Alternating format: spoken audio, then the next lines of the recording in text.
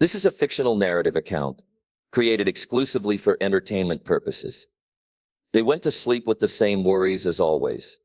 Accumulated bills, an uncertain future, and the constant feeling that they were always one step behind life. No one in that house imagined it would be their last night of normality. And according to some versions, what happened before dawn would change everything forever. What you are about to hear is a fictional narrative account, reconstructed from unverified versions and theories, created exclusively for entertainment purposes. The complete truth may never have fully come to light. According to reports, the Silva family lived a simple life. No excess, no hidden luxuries. Just the basics. Carefully calculated. Mateus, the father, had worked for years trying to balance a budget that never quite closed. Anna, the mother, was the emotional anchor of the household, even when worry showed on her face. Their two children, Lucas and Sophia, had learned early that dreams often had to wait. Some versions suggest that night began like any other. A quick dinner, short conversations, the television on just to fill the silence. Nothing hinted at change.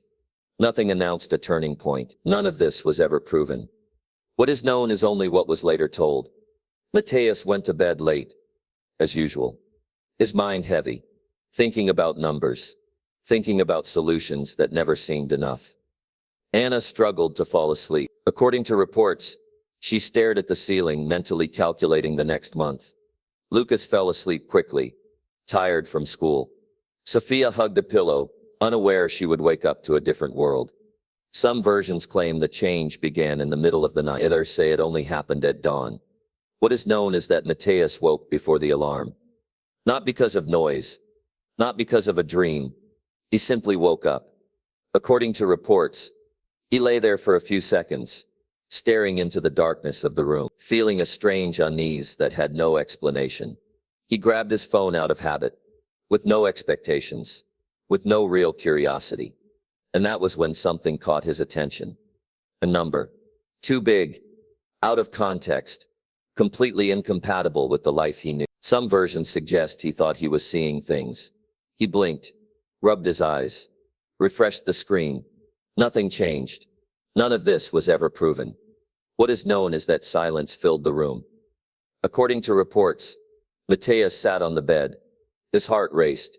His breathing grew shallow. He thought of an error, a mistake, something temporary. But the number remained. Anna woke up from the movement, startled, thinking something bad had happened. And maybe it had. Or maybe it was something entirely different. According to some versions, Mateus took a long time to speak. He simply showed her the screen. Anna looked once, then again. She stayed silent. There was no celebration, no shouting, no laughter. There was fear. Because according to reports, when something good happens too fast, the first reaction is not joy.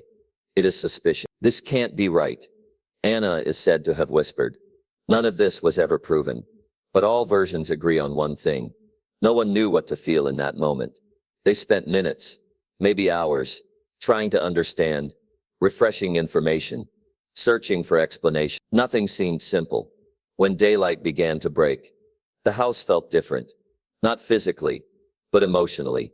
Lucas woke up and noticed the strange atmosphere. Sophia sensed the silence of her parents. Questions appeared. Answers didn't. According to reports, Mateus stepped outside for a few minutes. He needed air. He needed to think. The neighborhood was the same. The houses were the same. The problems looked the same. But something invisible had changed. Some versions suggest he thought about everything that number could mean. Others say he only thought about what could go wrong. None of this was ever proven. What is known is that morning, no one spoke of wealth. No one spoke of luxury. No one spoke of dreams coming true. The conversation was about something else. Safety, secrecy, caution. According to reports, the first decision was simple. No one needed to know. Not yet. The family followed their routine as if nothing had happened. A simple breakfast. The children going to school. Mateus getting ready to leave. But everything felt different. Every gesture carried weight. Every choice felt bigger. Anna watched her children with a new gaze. Mateus felt a strange tightness in his chest. Because according to some versions, the real turning point is not receiving something unexpected. It is realizing that life will never be the same afterward. And while the world outside moved on as usual, that family stood still, caught in the middle of a decision they did not yet know how to make. They were not millionaires in their minds yet. They did not feel different, but fate had already changed direction. And what seemed like a miracle could turn into a problem. According to some versions, the days that followed felt heavier than expected, not because of excitement, but because of uncertainty. The money was there, or at least, it appeared to be there, but certainty did not come with it. According to reports, Mateus and Anna spent hours talking in low voices, always careful, always cautious. They questioned everything, where it came from, why it happened, and what it could mean. None of this was ever confirmed. What is known is only what was later told. What should have felt like relief felt more like pressure. Because according to some versions, sudden wealth does not erase fear. It transforms it. Mateus still left the house every morning. Same routine, same streets. But his mind was elsewhere. Every step carried doubt. Every decision felt irreversible. At home, Anna began noticing changes in herself. She was calmer, but more alert, relieved, but guarded. The children sensed something was different. Lucas noticed the house felt quieter. Sophia noticed her parents whispered more than usual. Questions appeared again. Answers still did not. According to reports, the family decided to live as if nothing had changed. At least for now. No new purchases, no visible upgrades, no celebrations. The house remained the same. The furniture remained the same. But the air felt different. Some versions suggest the secret started to feel heavier with each passing day. Others say it was comforting. None of this was ever proven. What is known is that silence became a form of protection.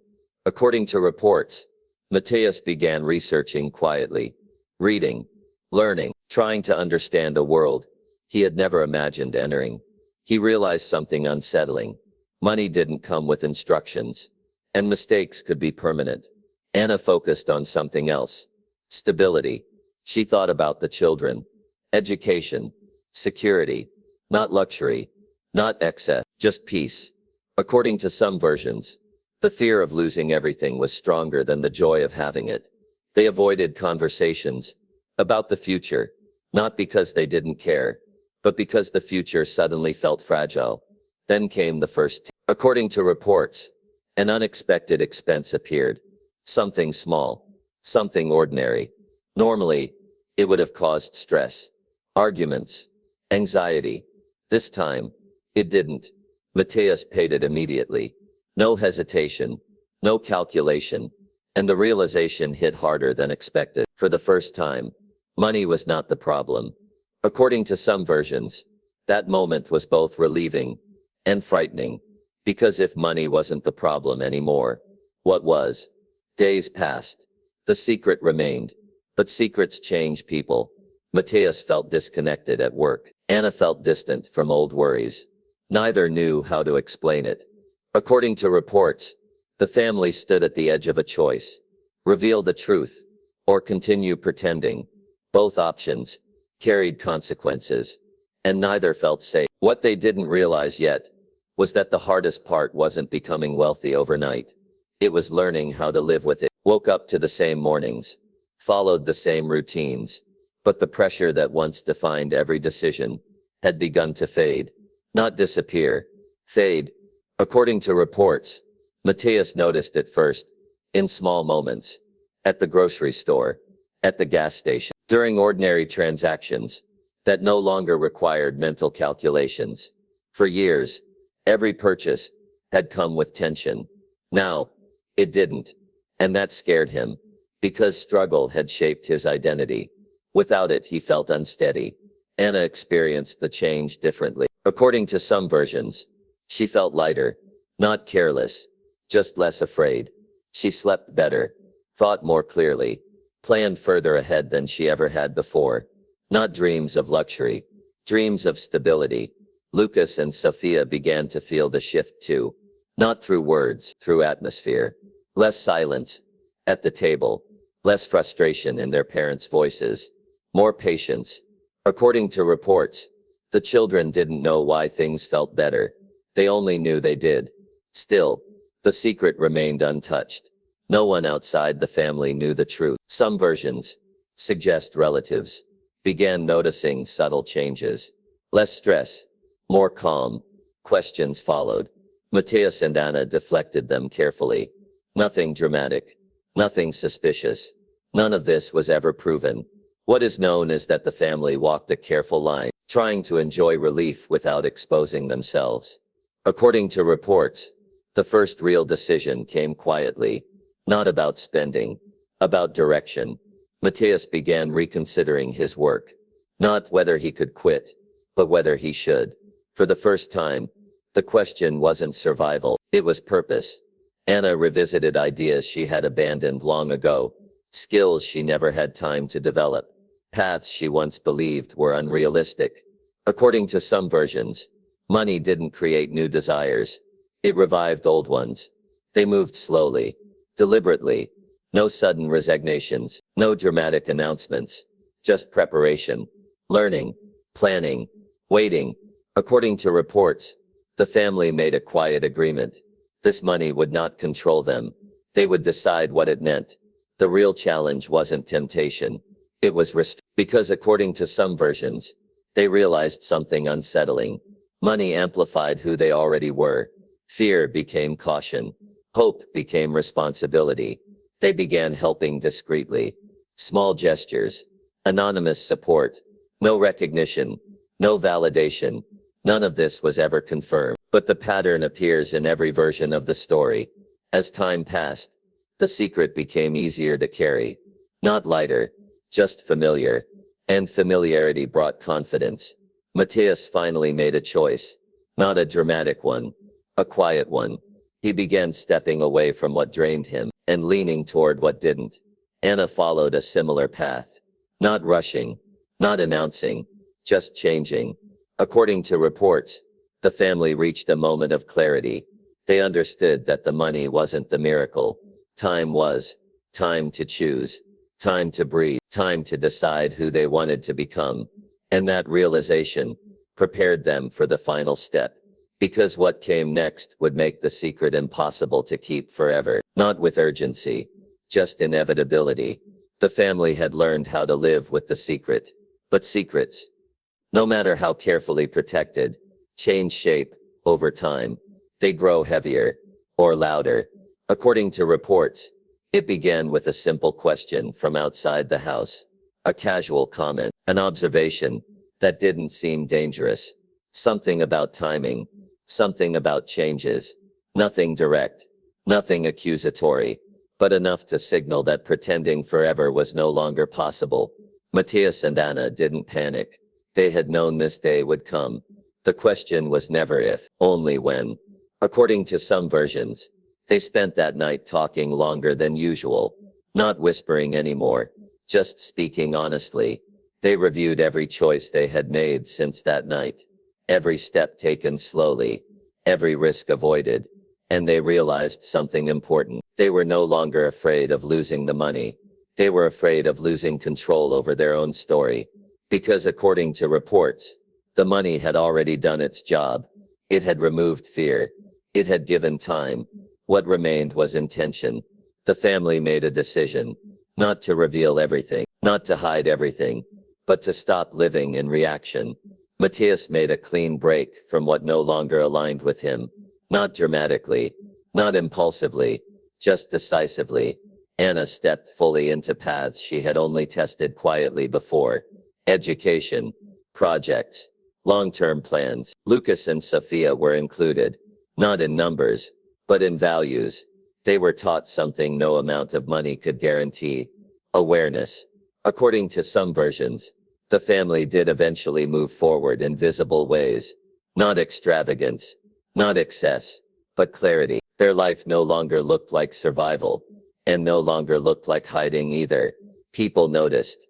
Of course they did. But what surprised everyone was how ordinary it all seemed. No arrogance, No sudden transformation of personality, just a family that appeared calmer, and that calm made others uncomfortable. Because according to reports, sudden wealth is expected to be loud, to be flashy, to be obvious. This wasn't. And that confused people more than any display ever could. The family never confirmed details, never denied them either. They simply lived. According to later accounts, the most profound change wasn't financial, it was internal. They no longer measured life in urgency. They measured it in choice. They said no more often, but they said yes with intention. And slowly, the story stopped being about money. It became about transformation. Not the kind that happens overnight, but the kind that begins when fear no longer makes the decisions. Some versions suggest that, years later, people still speculated, still wondered what really happened that night. The truth, if there ever was one, remained incomplete. And maybe that was the point. Because the real story wasn't how a family became wealthy overnight. It was how they learned not to let that moment define them. They didn't become extraordinary.